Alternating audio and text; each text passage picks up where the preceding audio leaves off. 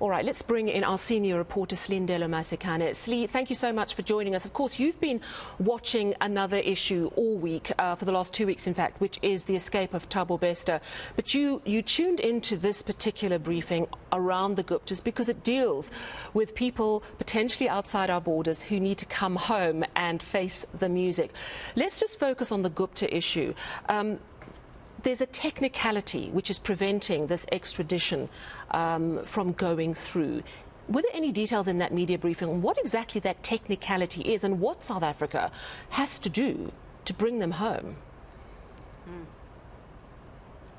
I think that's where the confusion lies, Sally, is that South African authorities that have been spearheading the extradition request don't understand exactly why that particular extradition request was denied or dismissed, but also, shockingly enough, that there were no South African representatives in that court hearing on the 13th of February 2023 from South Africa, where this request was heard.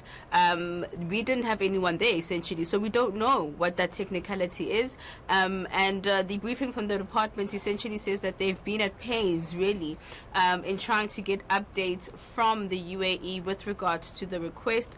And only on the 6th of April, the ambassador of the UAE then giving an update to authorities in the country that, in fact, a hearing was heard, and that request was denied. In fact, what I found quite interesting as well was that note which was given to authorities, in particular the Department of Justice, was in Arabic. So they actually still had to first translate it before, in fact, understanding exactly what had transpired back in February 2023. But this entire process, Sally, began last year, in fact in February as well. So it's been over a year in which South Africa has been trying to get the Gupta brothers back in the country to face the law. In February of 2022, a red notice was issued by Interpol. Subsequent to that, we saw that the Gupta brothers were then arrested in Dubai. That was in June of 2022. In July of 2022, South Africa then made their request for an extradition of the brothers.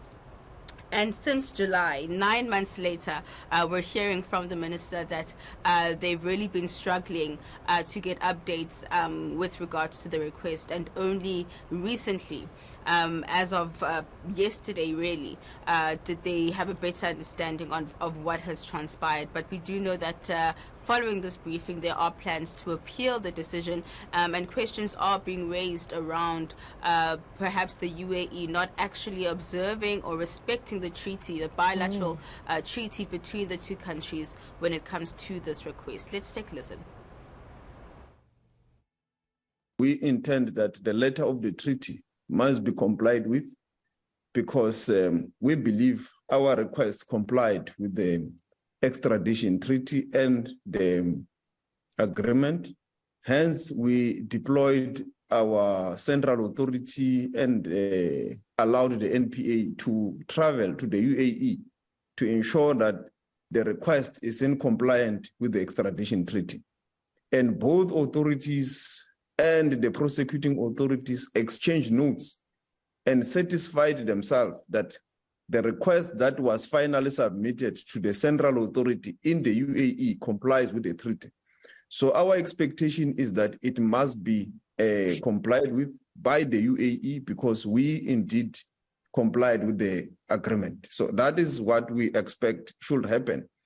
And it is for that reason that I quoted Article 17, that there is no place to hide, even if the authorities may want to say we did not comply.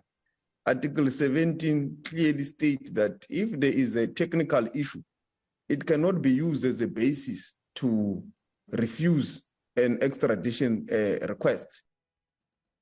Yeah, this is a big blow because really so much of the state capture information hinges on the Gupta family. Clearly, the South African authorities are not going to give up.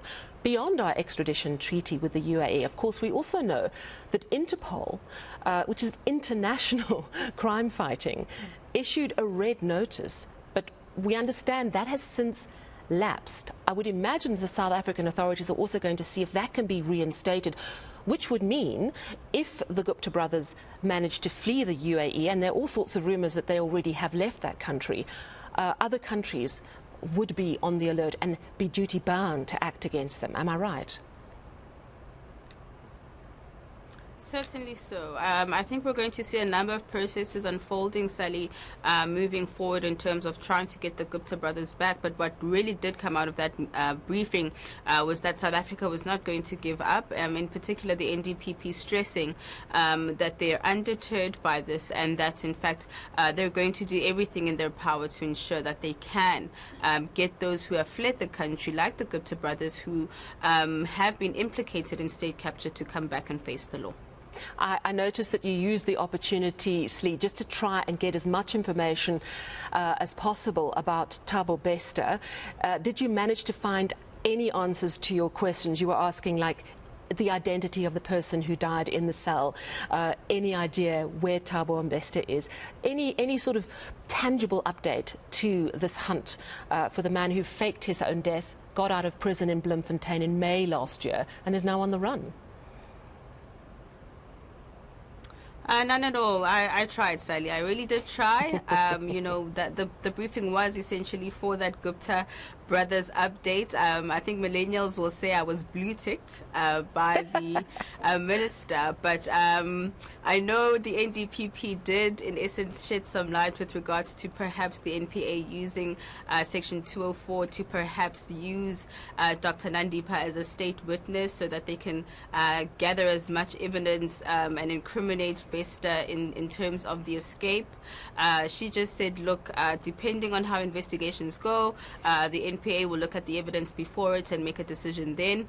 The minister himself just simply saying that, look, we're going to give answers to Parliament next week, so we're going to have to sit tightly and wait for that particular sitting of the Portfolio Committee of Justice and Correctional Services. So at this point, you know, we've seen the interview with the Police Minister Begitele on Dr. JJ Dabane's show.